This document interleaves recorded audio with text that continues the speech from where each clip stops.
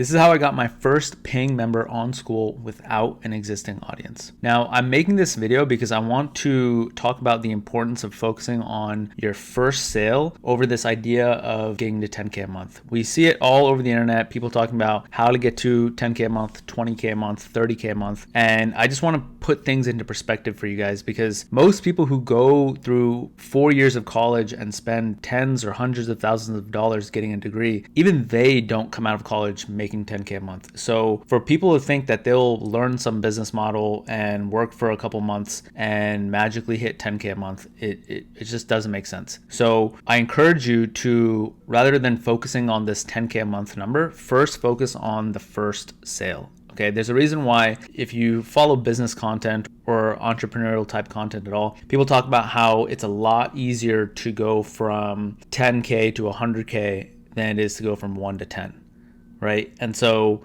if we follow that logic, then it would be even harder to go from 0 to 1 than it would be to go from 1 to 10. And that's why in this video, I'm going to go through how I got my first sale so that you can understand the foundations required to actually getting money across the board from somewhere else into your pocket. Okay, so stick around. I'll go through everything, and by the end of it, hopefully you have a good idea of how to do it for yourself. All right, so the very first thing I did was I made my community free. And I know that kind of sounds obvious, but a lot of people make the mistake of going for the kill too early. Now, unless you have an existing audience somewhere like YouTube or Instagram, email list, or you have a lot of money to spend on ads, you need to make your community free because it's going to serve as a doorway into your lead magnet, and you won't have to worry about trying to convert people right up front. If you don't have an existing audience, all the traffic that you're getting, they're relatively cold. You need to warm them up inside your community before you actually are able to get any sales. And in my case, I didn't even try to actually get the sale. There was no sales call. There was no DMing. I mentioned something once, and then I think it was a few weeks in between where I randomly heard the cha-ching, and there you go, made my first sale. Okay, so you keep your community free, and that allows you to attract as many people as possible into your ecosystem. They get warmer and warmer over time, and then eventually, bam, you make the sale. If I had made my community paid right off the bat, I would have either needed to spend more on ads or just spend more time making content on YouTube, IG, or whatever, warming people up, gathering an audience, and it would have taken a lot longer. Okay, so just make your community free. You'll thank yourself in the long run if you don't have an audience already. All right, so the second thing I did was I demonstrated a lot of proof and deposited a lot of goodwill into the community. And I know that sounds a little bit airy-fairy, but like this is the one that a lot of people struggle with because you have to do work without actually seeing any positive results immediately. Okay, so answering questions, getting on calls with people. One thing I did was I offered 50 free calls to people who joined the community in my case, it was a fitness community. So I was setting up their macros, setting up their workout plans, their nutrition plans, all of that, and doing it for free. Now, you don't have to do 50 free calls, but you could just do a handful. And the main benefit of that is actually you developing a relationship with people so that they know there's a real person behind this community. And then that allows you to, when you do make an ask of them, whether that's not even buying something necessarily, but like just posting in the community or whatever it may be, they are more likely to comply with that request because they know you're a real person and you've already spoken with them and developed a bit of a relationship with them. So doing as much of that work up front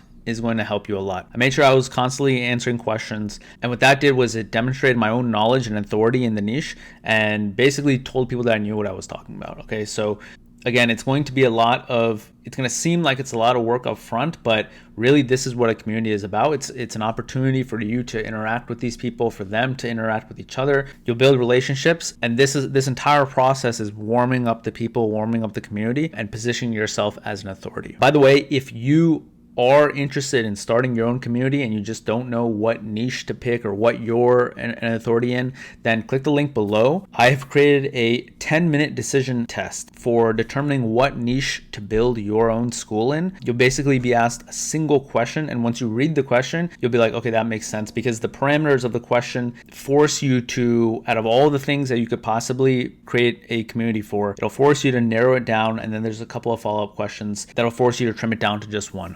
I've used it with friends, I've used it on myself, and it really, really does work. So check it out. It's completely free. And even if after all that you still don't know which niche to go with, I will literally jump on a call with you for free and help you pick a niche so that you can move forward. And then one last thing that I wanted to mention that I did was I actually implemented a challenge. Now, this is something that I'll talk about in future videos as well, but this was probably the biggest key in unlocking not only engagement, but positioning myself as an authority. And I'll kind of show why this works so well. All right, so quickly talk about challenges and stuff. I think this is one of the main things that I did that allowed me to get the sale basically automatically without even trying. So when you have your community and you run a challenge, okay, now depending on the nature of your challenge, this will vary.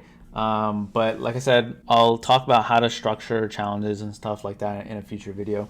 In my case, it involved daily check-ins. So it's a fitness community, and so people are checking in with their daily steps, macros, their workouts, and then kind of giving little blurbs about, issues they were having or whatnot, right? So you have this challenge in your community, and you have all of these people checking in on a daily basis with their different check-in posts. And every time they check in, it creates an opportunity, it creates a post. Not only does that create engagement, but it creates an opportunity for me as the community leader to jump in and answer questions and demonstrate my own authority. Kind of a weird visual, but you get the idea. So with this challenge, there were multiple posts a day, multiple opportunities for me to show that I knew what I was talking about. And that really speeds up this process of warming the leads even more. All right, so just to recap, number one, I made the community free, so that attracted as many people as possible into the community. And number two, I demonstrated proof and authority by getting on calls, building relationships with people, and then implementing a challenge which gave me the avenue to answer questions and demonstrate even more of my knowledge within the niche. All right, so the last one, and I think this one is actually the most important. If you nail this one down, this is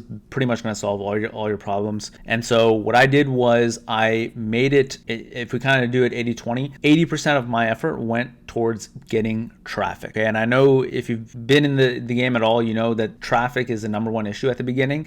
And so if you want a breakdown of how I got my first 100 members, I'll put a link somewhere here to my first video where I basically go through tactically how I did that. But the reason why focusing on traffic makes sense is because at the end of the day, it is just a numbers game. I came across this rule specifically for communities a little while back, and it's this idea of the 99-1 rule, okay? And this basically says that in any given community, 90% of your community members are going to be straight lurkers, right? They don't comment, they don't post, they don't engage at all. They're just there, probably just consuming. Some of them may have joined the community and haven't even checked it since then, but that's about it. 9% of the members are going to be people who very rarely engage. Maybe if you post something where it's super engagement friendly, like a poll or something, they might click on it, but that's about it. They'll pop in maybe like every few weeks or something just to see what's going on, but you're not going to get much out of them. And then 1% of the people, these are the ones that are going to engage daily and talk to you constantly and find a lot of value out of the community. When I found this rule, I kind of analyzed my own community, and I found it to be completely true. Pretty much exactly. 1% of members were the ones who were constantly engaging. They were posting about how they were getting so much value out of the community. And the thing is your first sale can actually come out of any of these. So when I was continuously posting and answering people's questions, the person who actually bought came from this pile right here. They weren't part of the daily engaged members. They came from this, okay?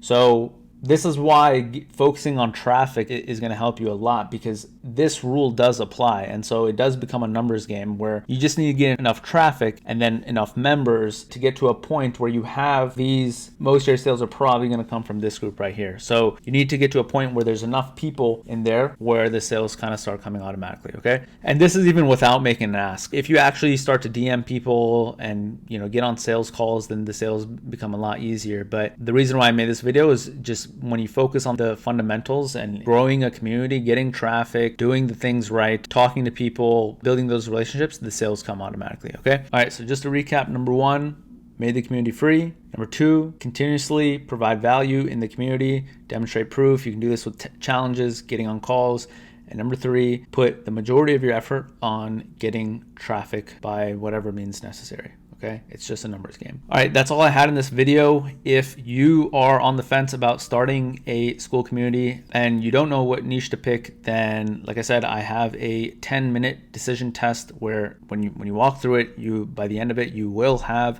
a niche to pick. And on the off chance that you don't, I will get on a call with you and help you decide for free. Everything is free. The community is called Launch Lab, and do want to help people get started with their own communities. So if that sounds interesting, then click the first link in the description. That's all I had.